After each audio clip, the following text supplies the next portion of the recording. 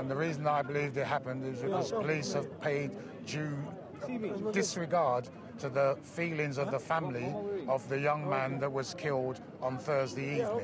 You mean they weren't quick enough to come and help them and advise them? By that I mean that up until now they haven't come and helped them and advised them. They haven't met with any family liaison officers at all.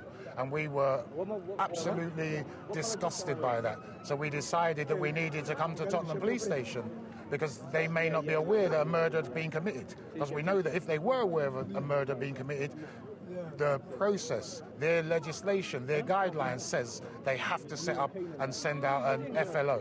And because they didn't, we came to the station. We came to the station to have a peaceful demonstration, and it was largely peaceful. And what we explained to the police was that we wanted someone senior from the police service to come and explain to us what was happening. And what did they say to that? They kept on prevaricating. The most senior person they gave us was a chief inspector, and we said that that person wasn't senior enough. We wanted a senior ranking officer of superintendent or above. Eventually they sent for a superintendent, but by then it was too late. We had told them, don't prevaricate. We wanted to hear what was happening so we could explain to the community what was taking place. You said by then it was too late, but are you suggesting that's why the violence erupted as it did? I'm telling you that had they dealt with us early in the day, we would have removed ourselves. We would have removed ourselves from this area. We would have gone back to Broadwater Farm. I specifically told a chief inspector that we didn't want to be out here when nightfall came. We wanted to take it back to the farm. And I warned him that if he kept on prevaricating and forced us to stay till night time, because we were intent on staying until a senior officer came, then it would have to be on the police head what happened. You're almost suggesting that no lessons have been learned since 1985, although a lot of people today tell us here that this isn't the same as 1985. What's your view?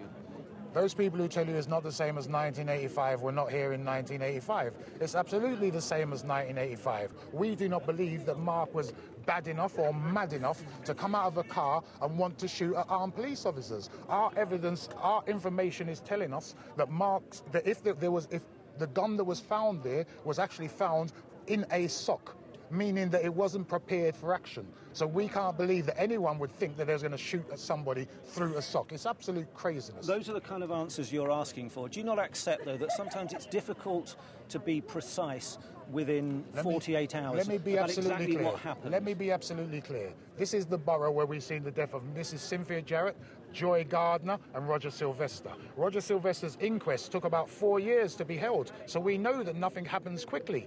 But by God, don't our parents deserve the same as any parents?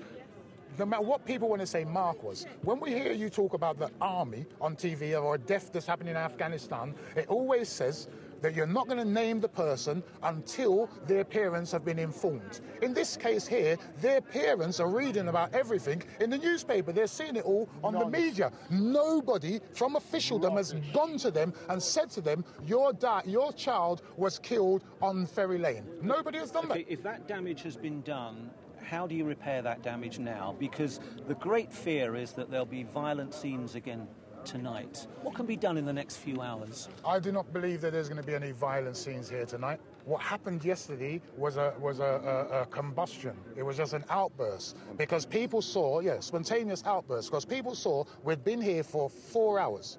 Women were leading the demonstration.